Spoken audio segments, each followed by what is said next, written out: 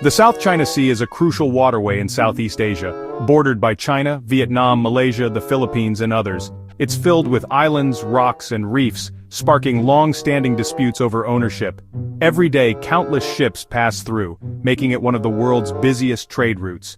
Beneath its waters lie valuable resources: oil, natural gas, and abundant fish, vital for millions in the region. Control of the sea means economic power and strategic influence in Asia and beyond. Recently, tensions have escalated as China has made sweeping claims over almost the entire sea. China's claim, shown as the 10-dash line on maps, overlaps with areas claimed by other countries, fueling international disputes. This script will explore the origins of China's 10-dash line, why China wants control, and how the world has responded. Understanding this conflict is key to grasping one of today's most important geopolitical flashpoints. Let's dive into the story behind the South China Sea's disputed waters. The 10-dash line is a U-shaped boundary China draws on its maps, looping deep into the South China Sea. Inside this line, China claims nearly 90% of the sea, including islands, reefs, and waters close to other countries' shores. China argues these are its historical waters used by Chinese sailors for centuries. But the 10-dash line overlaps with the exclusive economic zones, EEZs, of Vietnam, the Philippines, Malaysia, Brunei, and Indonesia. International law, specifically UNCLOS, gives each country rights to resources within 200 nautical miles of their coast. China's claim ignores these rules, leading to frequent confrontations at sea. Chinese Coast Guard and fishing vessels patrol these waters, often clashing with neighboring countries' ships. The 10-dash line isn't just a map feature, it's the heart of the South China Sea conflict. It challenges international law and the sovereignty of China's neighbors. That's why it's so controversial and central to Asian politics. The world is watching how this dispute unfolds. The story of the 10-dash line began in 1947, when China's then government drew an 11-dash line on its maps. This marked China's first official claim to most of the South China Sea. In the 1950s, the new People's Republic of China kept the claim but removed 2 dashes in the Gulf of Tonkin, making it the 9-dash line. For decades, this line appeared in Chinese documents and maps, but few paid attention until China's power grew. As China's navy expanded, it began enforcing its claim more aggressively, sparking protests and legal challenges from neighbors. In August 2023, China updated its map again, now with 10 dashes, adding a new one east of Taiwan.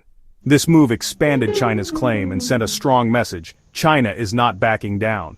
The new map made the dispute even more contentious, especially regarding Taiwan. Each change in the line signals China's determination to assert its claims. The evolution from 11 to 10 dashes shows how China's ambitions have grown. The world is now paying close attention to every new map China releases. The 10-dash line is more than a border, it's a symbol of China's rising assertiveness. China's drive to control the South China Sea is fueled by resources, strategy, and politics. The sea holds vast reserves of oil, gas, and fish, crucial for China's growing economy and food security. Controlling the sea means controlling one of the world's busiest shipping lanes, giving China leverage over global trade. Strategically, it allows China to build military bases on remote islands, projecting power far from its shores. This challenges the influence of rivals like the United States. At home, the government uses the South China Sea claim to stir national pride and strengthen its legitimacy. The claim is taught as a matter of historical justice, rallying public support. China also uses lawfare, publishing maps, passing laws, and naming features to legitimize its claims. By creating facts on the ground, China hopes the world will eventually accept its control. It's a long-term strategy to reshape the rules in its favor. For China, the South China Sea is about security, prestige, and power.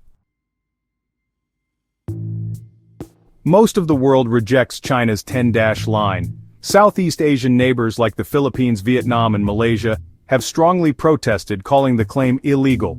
In 2016, an international court ruled China's claim had no legal basis under UNCLOS, siding with the Philippines. China dismissed the ruling, refusing to recognize it. The United States and allies regularly send naval ships through the sea to challenge China's claims and defend freedom of navigation.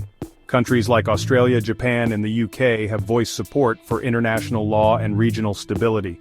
When China released its new map in 2023, protests erupted not just in Southeast Asia but also from India and others whose territory was included. China's assertiveness has raised tensions across Asia, not just in the South China Sea. The dispute has become a major test of international law versus power politics. The world's response highlights a deep divide between China's historical narrative and global legal norms. The 10-dash line remains a flashpoint for regional and global security. The stakes are high for everyone involved. China's 10-dash line is a sweeping claim over almost the entire South China Sea. It's rooted in history, but it's also about power, resources, and national pride. The claim is central to China's foreign policy and identity, but it's fiercely opposed by neighbors and the wider world. International law and a 2016 court ruling reject China's claim, yet China stands firm. The South China Sea remains a hotspot, with China on one side and a coalition of nations upholding international law on the other. The dispute is about more than maps. It's about who sets the rules in Asia. How this conflict is managed will shape the region's future. The world is watching, as the outcome will impact global trade, security, and diplomacy. The South China Sea is more than water, it's a test of international order in the 21st century.